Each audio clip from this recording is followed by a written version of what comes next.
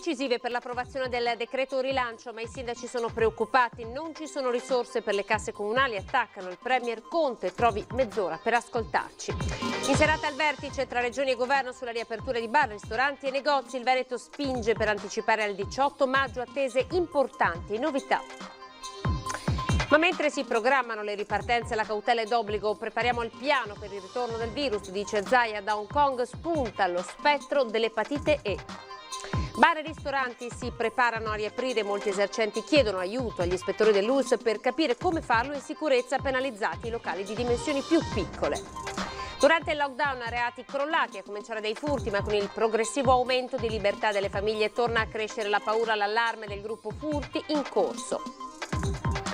Domani in forma strettamente privata i funerali di Tommaso Redolfi, il giovane sci alpinista travolto da una valanga sabato. Ieri raffica di interventi del soccorso alpino in montagna.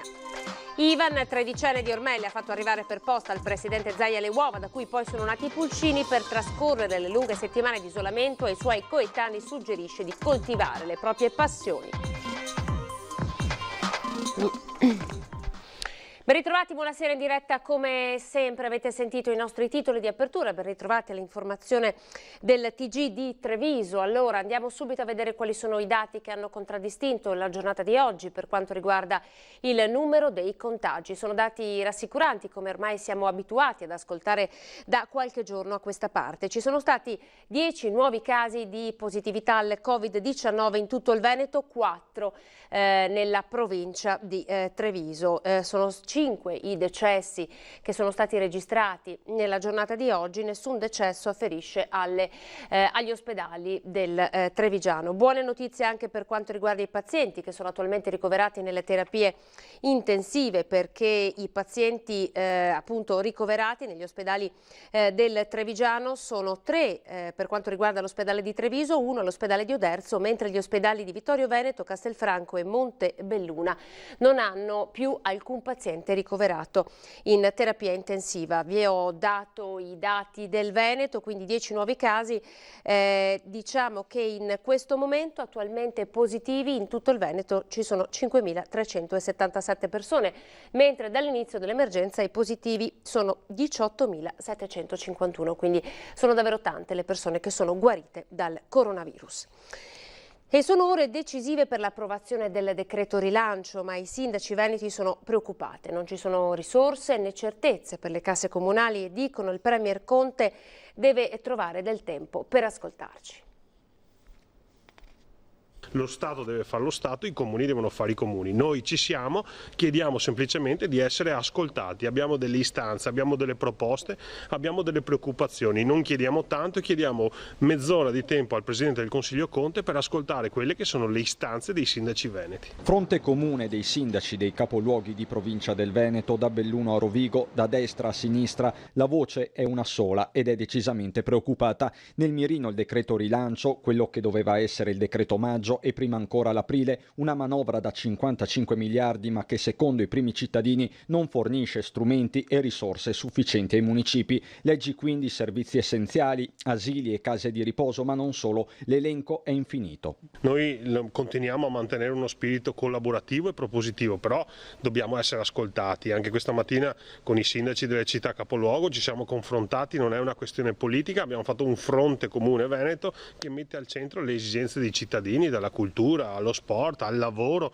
alla famiglia, alla ripresa delle scuole, il trasporto pubblico. Tanti sono i temi che oggi hanno un sacco di incognite e soprattutto che ci preoccupa proiettati verso il futuro. Il problema è contabile, con l'emergenza Covid ci sono solo flussi in uscita e la tenuta dei bilanci è divenuta impossibile, dice Conte da presidente dell'ANCI del Veneto. I bilanci comunali stanno in piedi con le entrate tributarie che in questo momento sono sospesi, scontati, spostati e quindi non ci sono, con le multe che in questo momento per fortuna non ci sono e con i trasferimenti dallo Stato che però in questo momento sono un'incognita. Le risorse, conferma da Padova il collega Sergio Giordani, servono per programmare un consistente piano di rilancio e di coesione sociale che non può prescindere dagli amministratori che sono ogni giorno in trincea. Oggi però i tempi stringono, abbiamo bisogno di tempi certi, di fondi certi e quindi è finito il tempo delle trattative, oggi bisogna dare risposte ai comuni e ai cittadini. I sindaci poi appoggiano in pieno la linea della riapertura in sicurezza, impossibile andare oltre il 18 maggio. Noi chiediamo che chi è in grado di ripartire in sicurezza lo possa fare, anche perché ormai siamo arrivati a quasi 3 mesi di chiusura delle attività commerciali. Credo che il sacrificio che stiamo chiedendo a certe fasce di cittadinanza è davvero un po' troppo. Allora, se queste sono le istanze dei sindaci, andiamo a vedere in Regione che cosa sta succedendo. In questo momento la trattativa è in corso tra Regione e Governo. Sentite quali sono le istanze che il Presidente Zaia sta mettendo sul tavolo del confronto. Quali sono le istanze che porta il Veneto? Apertura il 18 di servizi alla persona, negozi, bar, ristoranti, centri sportivi, palestre, insomma aprire.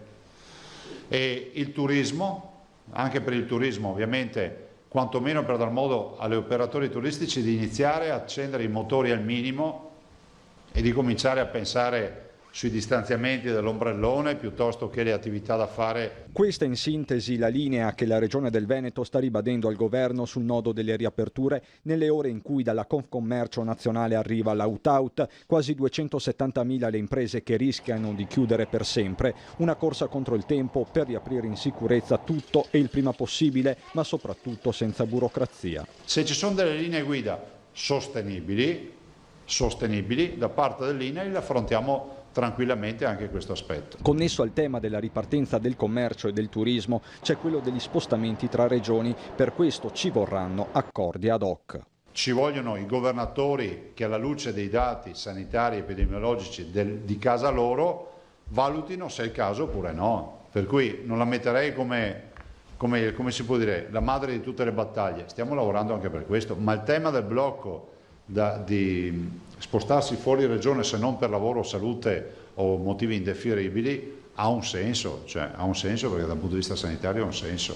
E proprio dal punto di vista sanitario si guarda al nuovo allarme che arriva dall'est del mondo, quello dell'epatite E da Hong Kong, ma il Covid-19 qualcosa ha insegnato. L'esperienza coronavirus, depurata dai pazienti, dai morti che hanno il massimo del rispetto, però da un punto di vista scientifico e sanitario e di sanità pubblica è una macchina che va bene per qualsiasi roba adesso. Gli occhi della sanità veneta restano comunque puntati al Covid, nonostante la curva diminuisca e lo stesso Zaia parli di una pulizia sanitaria in atto negli ospedali. A preoccupare è il ritorno del virus, magari in autunno. Noi stiamo già preparando il piano d'azione, o meglio ce l'abbiamo già in piedi, per la possibile, ma non certa, reinfezione autunnale. E possiamo dire che abbiamo un piano con lo schieramento dell'artiglieria pesante. E tra le armi ci sarà sicuramente la banca del sangue degli ex malati. La macchina è pronta, come dimostra anche il video diffuso proprio in queste ore. La partita del sangue è importante perché noi dobbiamo sempre avere un piano, perché se a ottobre fosse definito che la cura, una delle cure di riferimento fosse quella del plasma, il soggetto attuatore non può dire ma io non ce l'ho, perché qualcuno potrebbe venirmi a dire scusa, ma non stiamo praticando cure perché tu non ti sei preoccupato di attivare un magazzino, invece noi l'abbiamo attivato. Attenzione perché c'è un'ultima ora che interesserà davvero tutti quanti, sono le dichiarazioni del Presidente della Liguria Giovanni Toti, ma a breve potrebbero esserci delle dichiarazioni che riguardano anche il Veneto. Il Premier Conte ha accettato la richiesta di autonomia delle regioni nella gestione della fase 2 avanzata nei giorni scorsi con una lettera dei governatori indirizzata al Premier. Dal 18 di maggio si potranno quindi aprire le attività sotto la nostra responsabilità e in base alle esigenze del territorio. Il governo farà le sue proposte che verranno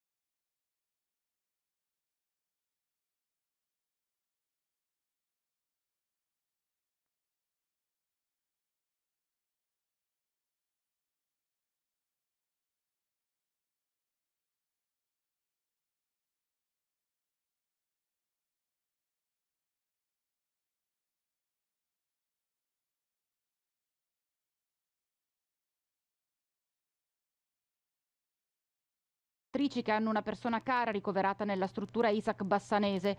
Al nostro microfono sono esasperate e preoccupatissime perché, abbiamo sentito, da più di 2 mesi non vedono i loro congiunti. Ci chiedono tutte di restare anonime perché... Voi avete anche paura di ritorsioni nei confronti dei vostri cari? Sì, certamente, perché come ci sono già stati dei casi. Cosa chiedete?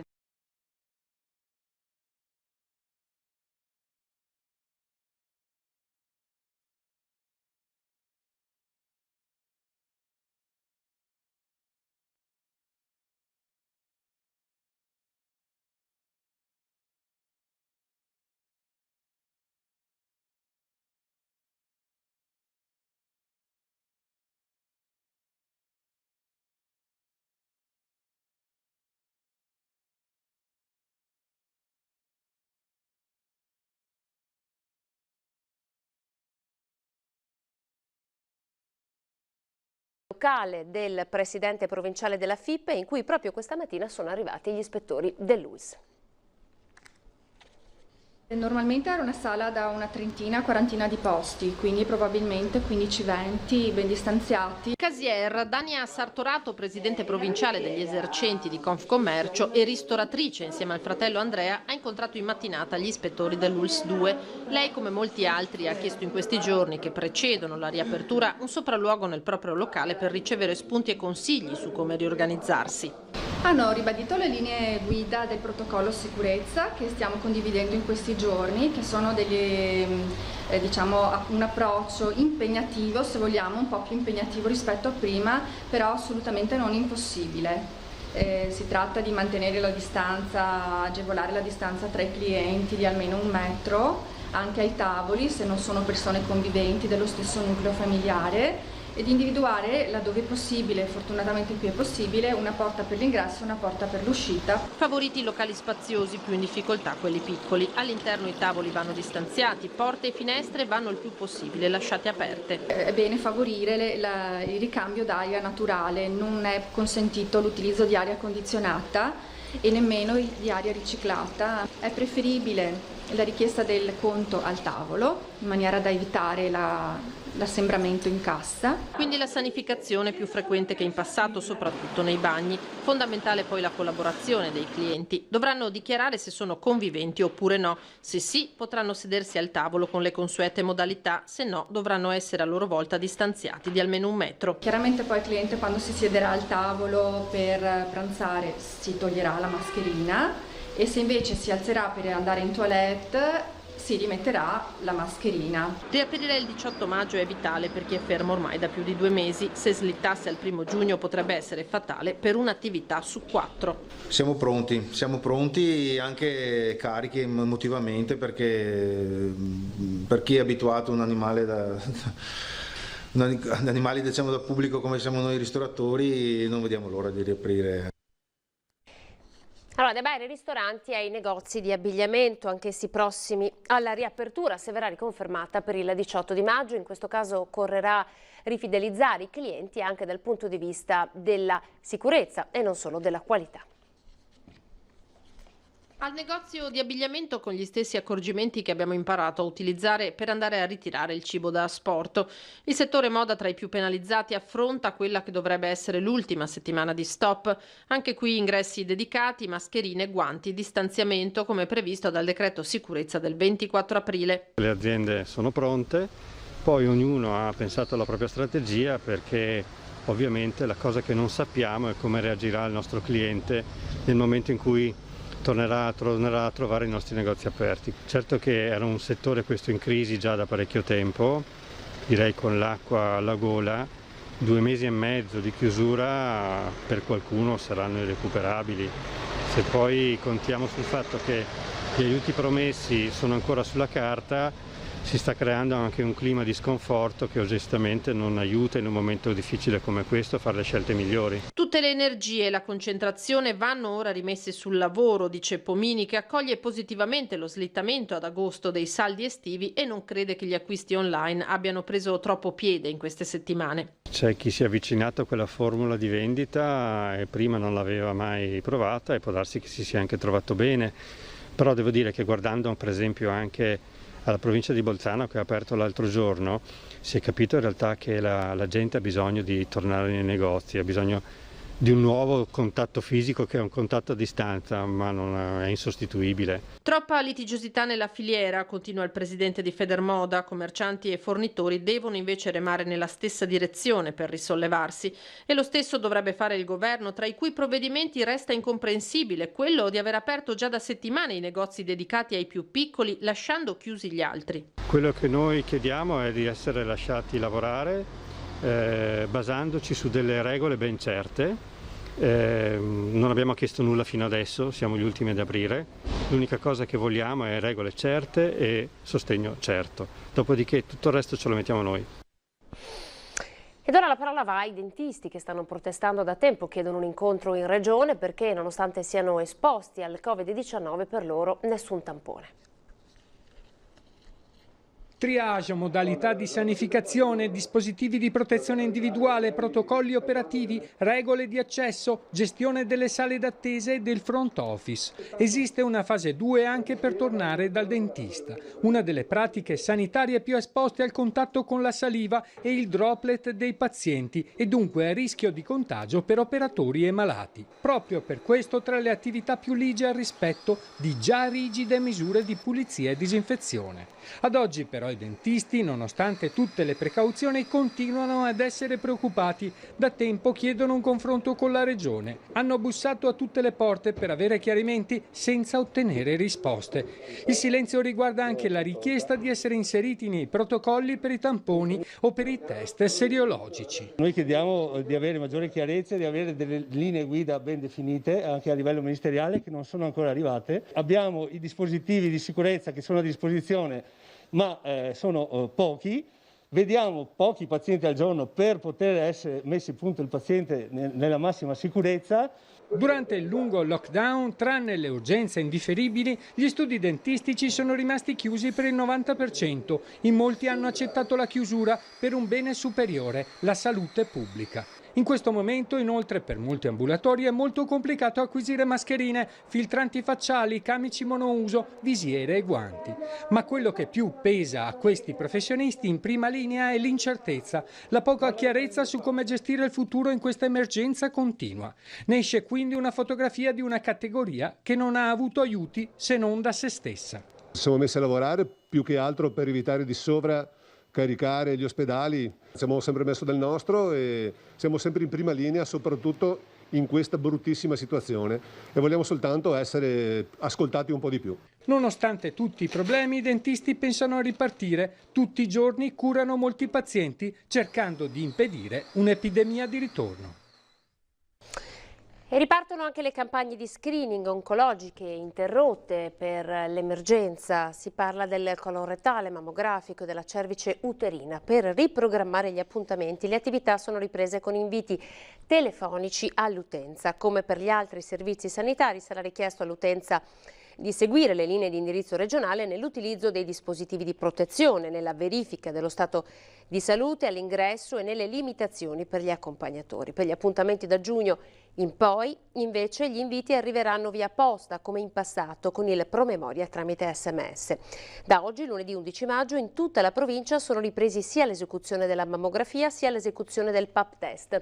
Dal 1 giugno inizierà l'attività di distribuzione delle provette dello screening colon rettale. Per lo screening mammografico nel primo periodo non verranno invitati soggetti di età superiore ai 65 anni in attesa di valutazione sulla stabilizzazione dello scenario epidemiologico.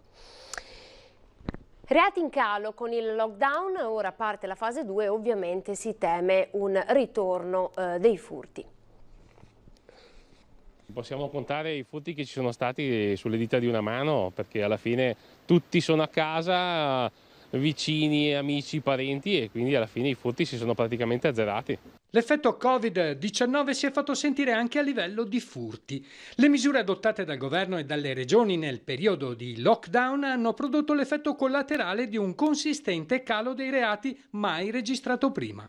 Con la fase 2 adesso iniziano le preoccupazioni. La gente inizia a muoversi, le abitazioni di conseguenza sono meno controllate. Si aprono perciò delle nuove possibilità anche per tutti quei malfattori che, approfittando della nostra assenza, cercano di impossessarsi dei nostri beni. Dopo mesi di tranquillità, ora dobbiamo ritornare alle vecchie abitudini di attenzione. Non scordarsi le finestre aperte, installare l'allarme, mantenere la soglia di attenzione alta. In questo periodo ci siamo un po' abituati troppo a lasciare le chiavi della porta su, la porta aperta, le finestre aperte, perché tanto eravamo abituati che tutti erano in casa. Quindi mi raccomando, tornare alle sane abitudini di ricordarsi di chiudere, attivare l'allarme. Le misure emergenziali assunte per contrastare l'ondata epidemica hanno ovviamente bloccato, comunque molto rallentato e ridotto tutte le attività illecite. Per l'associazione Furti in Corso, le stesse misure di controllo dovrebbero continuare per diminuire i furti commessi nel nostro territorio.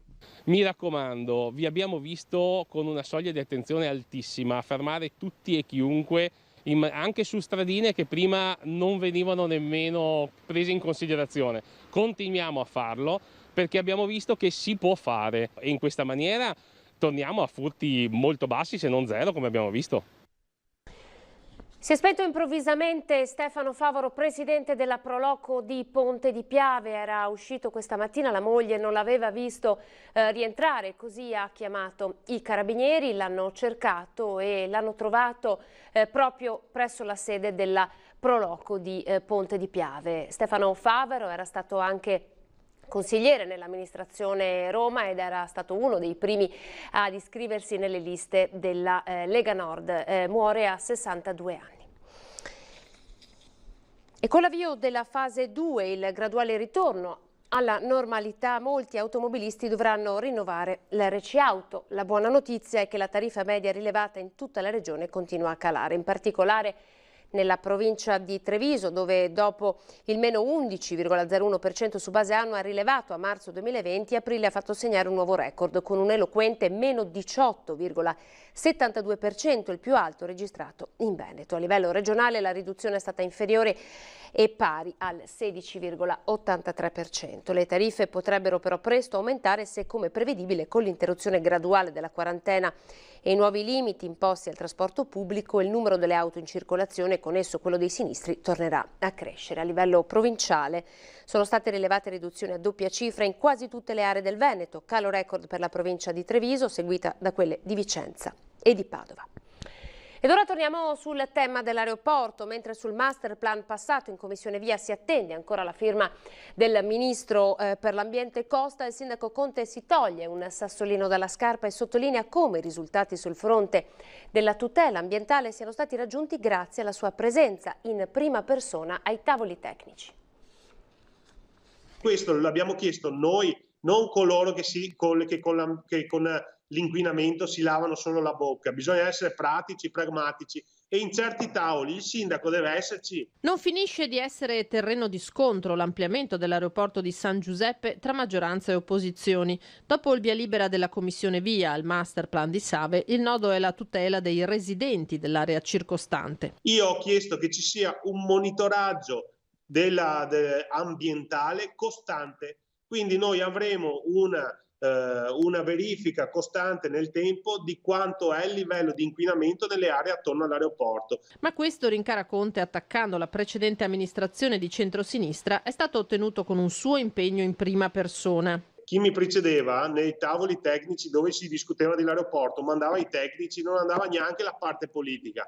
Invece questa è una partita politica strategica per il nostro territorio e io sono personalmente andato a chiedere un piano di monitoraggio costante post-opera. Mario Conte ha sempre questo bisogno di accreditarsi come il primo della classe. Solitamente i tecnici si inviano perché possiedono delle competenze professionali, perché sanno ciò di cui si deve parlare. Poi i tecnici riferiscono alla politica e l'amministrazione prende le decisioni. Grigoletto prende poi le difese del comitato No Aeroporto, accusato da Conte di aver provocato inutili ritardi, e chiude ricordando semmai al sindaco un altro risultato ancora da portare a casa. Ottenere davvero da Save l'impiego di tutte quante quelle risorse, quegli investimenti che ha promesso per le opere di compensazione. Pochi secondi di pubblicità.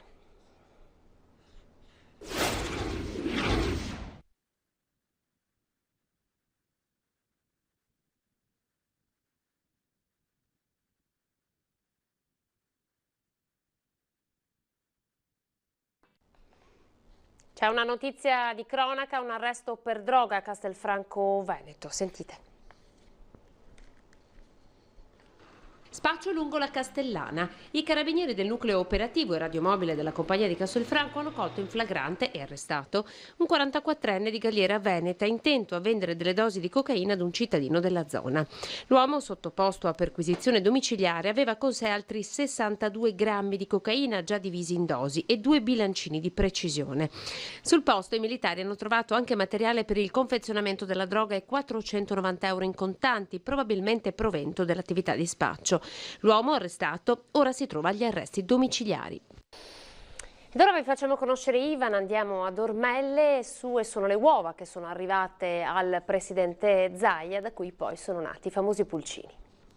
Non ha un nome, ma questa qui è la gallina che fa le uova verdi. Ivan, 13 anni appena, al braccio tiene stretta una delle sue amate galline. Eccola è lei ad aver covato le uova che sono state spedite al presidente Zaia e dalle quali sono nati probabilmente i pulcini più famosi del Veneto. Io all'inizio volevo mandargliele, però perché le mangiasse. Ma dopo avevo sentito l'altro bambino che gliele aveva mandate perché facessero i pulcini e quindi anche io l'ho voluto fare. Era al momento, sì, che tutti facevano le donazioni e volevo donare quello. 13 anni e una scuola da frequentare per imparare attraverso il computer come tutti i suoi coetanei.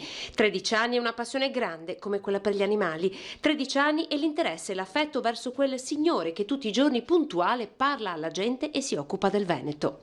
Si impegna tanto. Mi piace anche che si interessa delle persone. Uova verdi, blu dalle sfumature cangianti, conosce le razze, incrocia le specie, segna le date sul calendario e poi conta 21 giorni per veder nascere i suoi pulcini. Quando ha deciso che quelle sarebbero state per il presidente Zaia 10 uova, le ha avvolte con dello Scottex una a una e poi messe in una scatola da scarpe. La mamma Claudia, insegnante all'ITIS di San Polo, ha fatto il resto e grazie all'aiuto delle poste con i dipendenti dell'ufficio di San Polo in 24 ore le uova sono arrivate a Marghera. Farà l'agricoltore Ivan. Intanto i suoi pulcini hanno strappato più di qualche sorriso a chi ogni giorno ascolta il bollettino dell'emergenza. Ai suoi coetanei strappati alla normalità delle loro vite il suo messaggio. Di avere una passione e di stare tranquilli che forse finirà tutto in fretta. Ora siamo alle notizie da Belluno.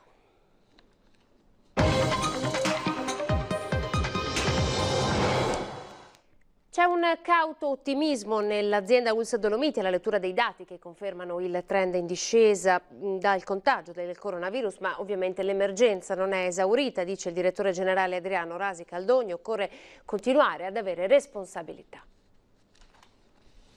Prudenza, gradualità e sicurezza sono le parole d'ordine del direttore generale dell'ULSS Dolomiti alla lettura dei dati epidemiologici di SARS-CoV-2 in provincia di Belluno. Nell'ultima settimana il trend del contagio è calato di oltre il 30%. Gli attualmente positivi sono 481 rispetto ai 607 del 3 maggio scorso. Le persone in isolamento scendono da 1094 a 843. I ricoveri a Belluno sono 8 contro i 34 di una settimana fa. In terapia intensiva restano 3 pazienti contro i 6 del 3 maggio. Gli ospedali di comunità di Belluno e Agordo vedono diminuire di 13 unità il numero delle persone ricoverate. Complessivamente possiamo dire che la situazione si sta evolvendo in una maniera sicuramente che ci fa guardare con un certo ottimismo alla evoluzione di questa situazione. La scorsa settimana è stata quella delle riaperture graduali delle strutture sanitarie che hanno ripristinato al 50% l'attività svolta in periodi analoghi a questo, riavviata l'attività chirurgica programmata oltre alle visite specialistiche e alle prestazioni diagnostiche, ridefiniti i percorsi di accesso agli ospedali di Belluno. Mercoledì prossimo dalle 6:45 del mattino toccherà al Santa Maria del Prato di Feltre inaugurare le nuove modalità di ingresso alla struttura. Da inizio emergenza alle 8 di questa mattina sono stati eseguiti 22.067 tamponi e oltre 9.000 test sierologici. L'azienda ULSS Dolomiti è senz'altro una delle aziende con la più alta percentuale di tamponi e di test effettuati sugli utenti e sul personale, sui ricoverati della nostra azienda. Secondo i numeri del Ministero della Salute è pari allo 0,56% il rapporto tra contagiati e popolazione nel bellunese, il meno colpito di tutto l'arco alpino, dice il presidente della provincia Roberto Padrin, che chiosa: non dobbiamo abbassare la guardia, ma la situazione attuale è a tutti gli effetti una grande opportunità per il nostro turismo, soprattutto quest'anno in cui la montagna potrà fare la differenza rispetto ad altre località. Spostamento dai comuni di Erto, Casso e Vajont verso la provincia di Belluno, problematica finalmente risolta grazie a un grande lavoro di squadra che ha visto lavorare insieme comuni, province di Belluno, Pordenone e prefettura. La notizia è stata ufficializzata con una nota della prefettura di Belluno che ha chiarito che ha ammesso lo spostamento degli abitanti pordenonesi di Erto, Casso e Vajont in provincia di Belluno e in particolare nei comuni di Ponte nelle Alpi e Longarone per l'acquisto di beni di prima necessità o per accedere a servizi non disponibili in quei territori comunali.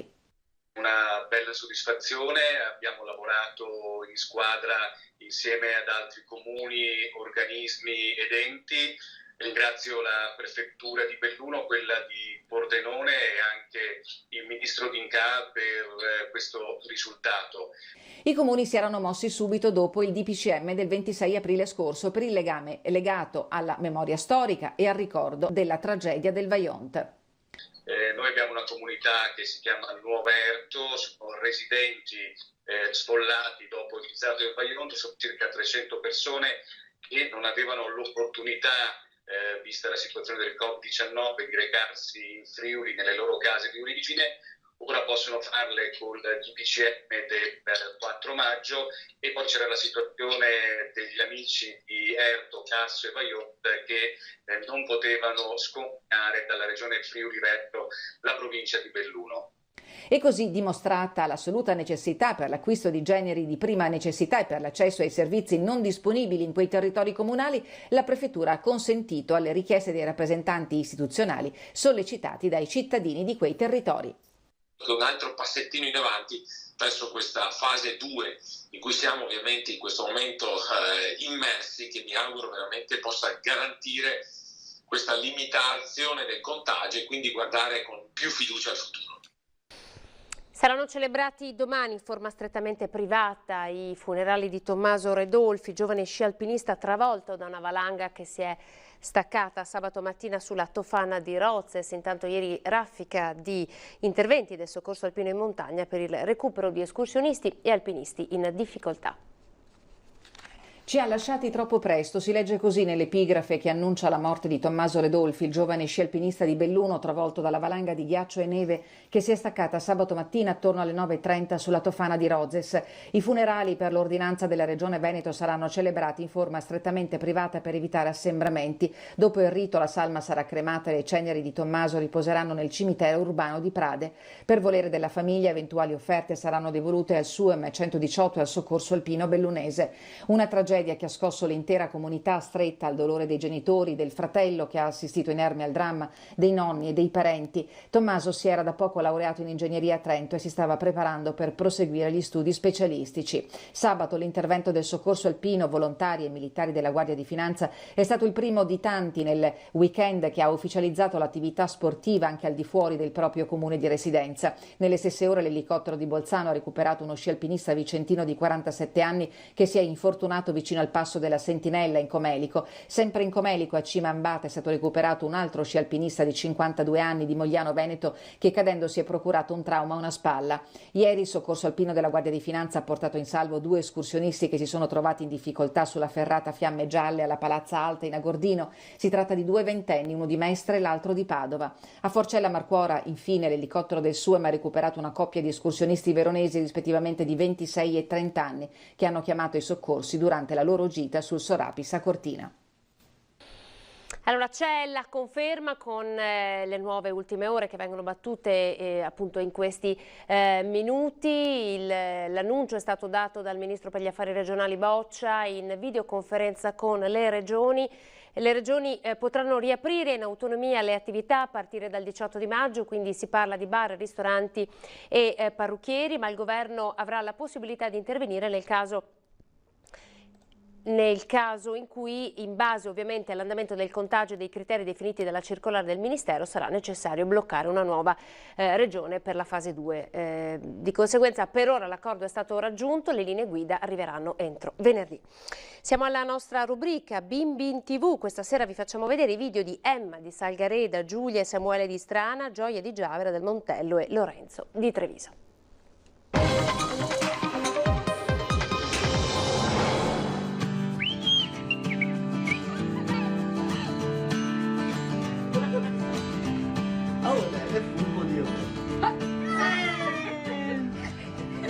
Pronti, partenza via, pozioni, far passare coronavirus.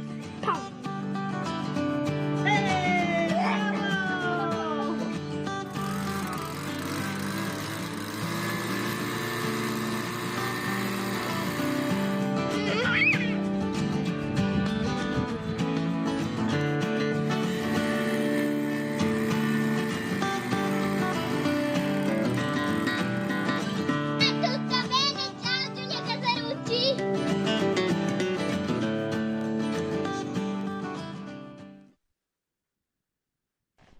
Continuate a mandarci i vostri video con Bimbi in TV, vi chiediamo di mandarci via WhatsApp al numero 351 17 55 340, non delle semplici fotografie ma dei brevi video possibilmente in orizzontale. E siamo alla programmazione, questa sera torna Ring con Ferdinando Avarino e i suoi ospiti. Nell'anteprima ci sarà Simone Borile del Movimento 5 Stelle, ovviamente si parlerà di Silvia Romano che era una sua studentessa, e poi ci saranno l'onorevole Lorenzo Fontana, segretario Lega Veneto, Mario Conte, sindaco di Treviso Davide Croce, un ristoratore, Elena La Rocca del Movimento 5 Stelle, Fabrizio Boron, Lega Nord, Graziano Azzalin del Partito Democratico, Luca Simeoni, insegnante di spinning, e Damiano Toniolo, il bambino che ha regalato le uova a Zaia. E poi ci sarà un collegamento proprio con il presidente Luca Zaia, ovviamente per parlare di questa novità, di questo accordo raggiunto per la fase 2 di sostanziale autonomia per le regioni. Siamo al termine, adesso vi lascio le previsioni del tempo e poi di nuovo insieme con l'ultima parte dell'edizione straordinaria. Grazie per essere stati in nostra compagnia, arrivederci.